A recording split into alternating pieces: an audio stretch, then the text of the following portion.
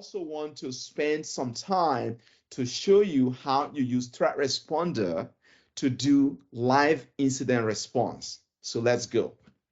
When you log on to ThreatResponder, right? Let's say you want to do a live incident response investigation on an endpoint. All you do is you come down here to live view and you interact with the endpoint in question. In this case, all your endpoints that are currently connected will be presented here, right? Let's say that in your organization, the user, the Mary complained that her PC is acting weird and needs to be investigated, right? All you do is you come to ThreatResponder Management Console, assuming ThreatResponder is running on that agent. You select the agent in question. All you do is you come down here and you select the agent. The agent is the agent. So here you honing into the agent. We show you information about the agent. It's currently online. This is the CPU. This is the memory, right? It's running Windows 8 Enterprise, 8.1 Enterprise. This is the current CPU utilization, right? This is what the CPU is right now. It's pretty high. You know why? Because there is some activity happening on that endpoint right now. Some CPU intensive activities happening right now. And this is the memory, right? This is a memory that is currently used. This is the network connection, right? That is current network activities, amount of data that is received and sent, right? Receive and sent, the CPU speed, the uptime of the machine, the current threat responder agent CPU and agent memory. Why this is high right now is usually zero, flatline at 0 for CPU, and also the memory utilization is usually a lot less than this. Why you see this is because I'm going to give you a little hint, right? We did previously, a few minutes ago, we started a forensic investigation leveraging ThreatResponder. So ThreatResponder agent is actually overworked right now doing investigation, all right? So usually this is very slow. Remember, depending on how high you set ThreatResponder to use resources or how low you set it up. Here, you have the option to contain the endpoint. Let's say that you think that endpoint may have been compromised. You have the option to contain the endpoint. When you contain the endpoint will be able to infect other systems on the network, or the adversary may not be able to reach that system, right? So we contain the endpoint to avoid lateral spread or lateral movement if there is a threat, and we want to investigate the endpoint before we actually let it loose, meaning uncontain it or let it communicate, right? So if it's contained, threat responder agent, you'll be able to manage it, you'll be able to investigate it, but that machine will not be able to communicate to any other system on the internet, right, or on the local network. So we're gonna cancel it. We're not gonna contain it. We're just gonna let it do its thing, right? So as part of the incident response, one of the things you're going to do is you probably run some commands, right? So terminal, you can run any of these commands, right? You have to be very careful because some of these commands may render the underlying target system useless, right? For example, if you remove or you tamper with files in a way that is unsafe, you want to be really careful, right? So if I can run commands on the endpoint, I can, for example, say, show me all the files that are in that particular C drive. I have the option to do that. So these are all the files. Keep in mind, there's a lot of investigation going on right now. Oh, CPU is down, but you get a result, right? And you can type any of these commands. You can run scripts. You can run a PowerShell script. You can upload it and run it. You can run a bat file. You can run an executable, or you can run ipconfig, for example, or any command on the particular target, right? You have the option to do that. The result is rendered. You can also run custom tools, or you can run custom scripts, right? So I can put a PowerShell, or I can write my own script and put it in here, right? And do run script, right? To perform specific operation. I just did dir, right? Because I didn't have time. And once I run a script, I can actually save the script and call it dir script, right? dir script. If I can type here, dir script, hold on, dir script, and this is a script. I can save it. So the script is saved. So tomorrow, if I come in here, I can basically, if I come in here tomorrow, hold on just a minute. Let's say if I come in here tomorrow, I can just say, you know what?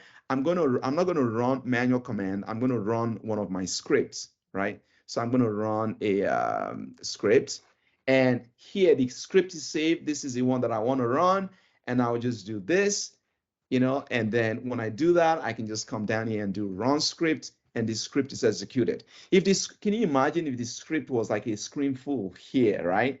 It will, I don't have time to repeat the same script. I can just save it, and the script will execute. This is another one here. I can choose to run.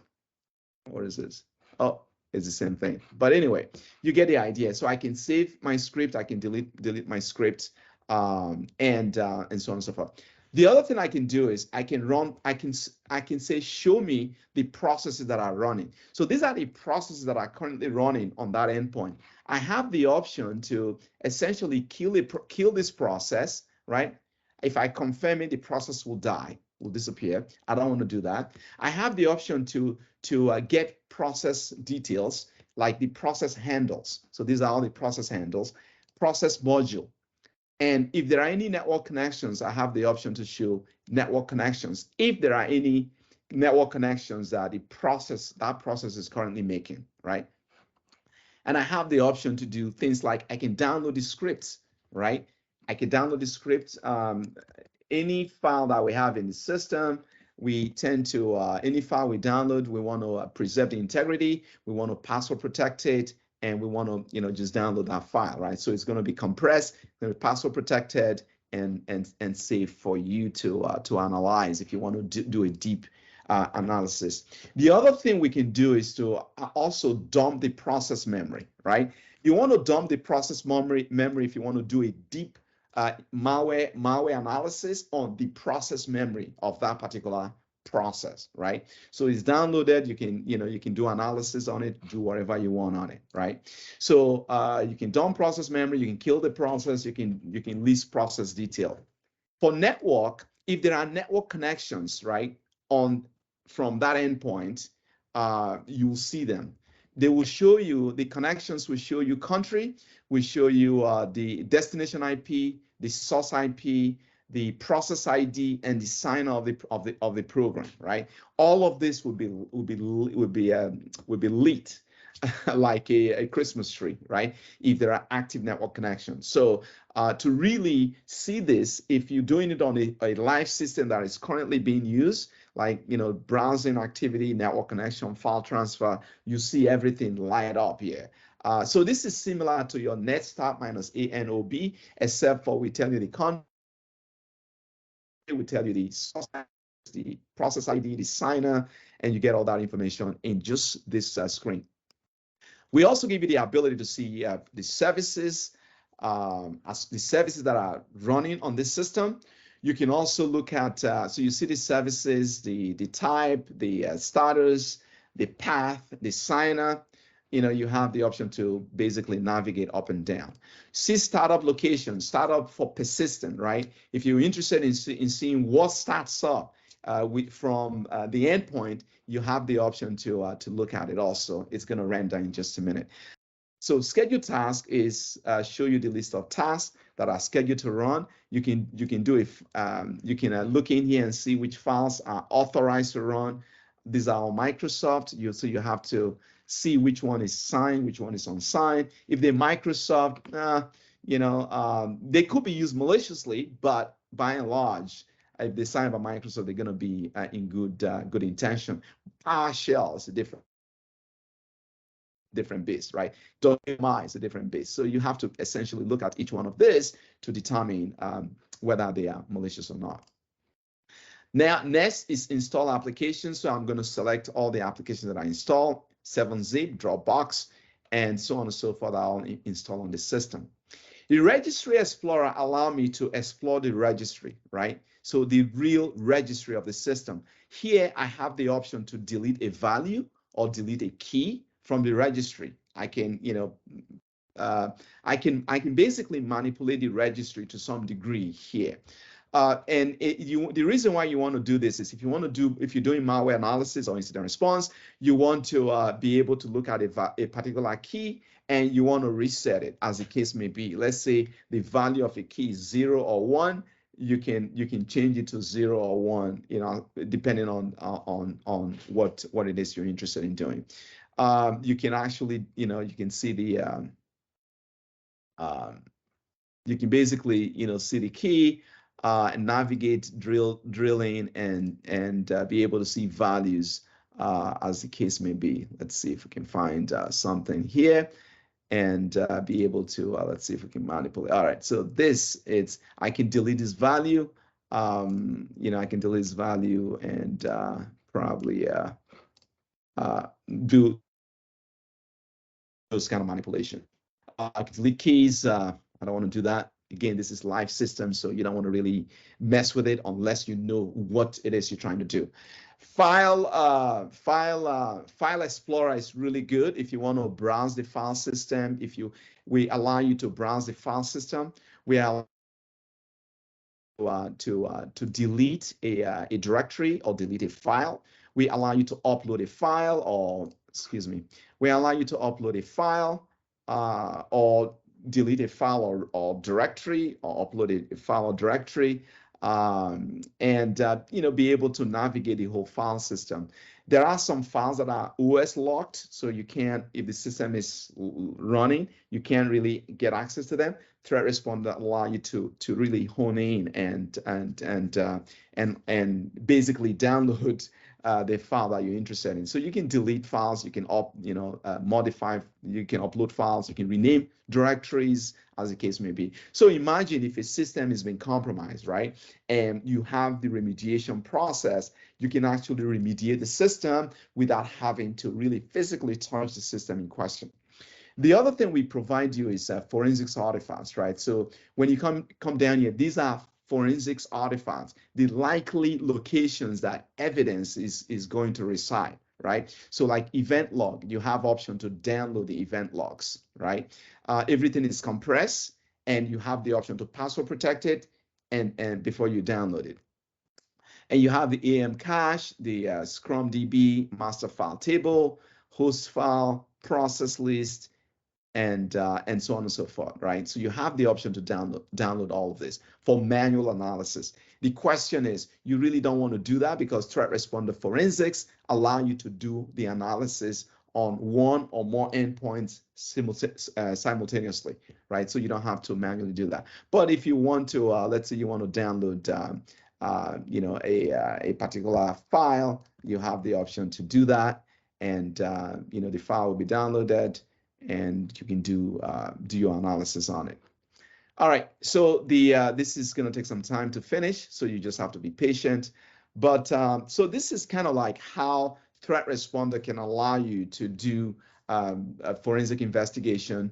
Incident response, I'm sorry. You have the option to basically hone in on the endpoint using terminal, look at processes and kill processes, look at network connections and terminate network connections as you wish.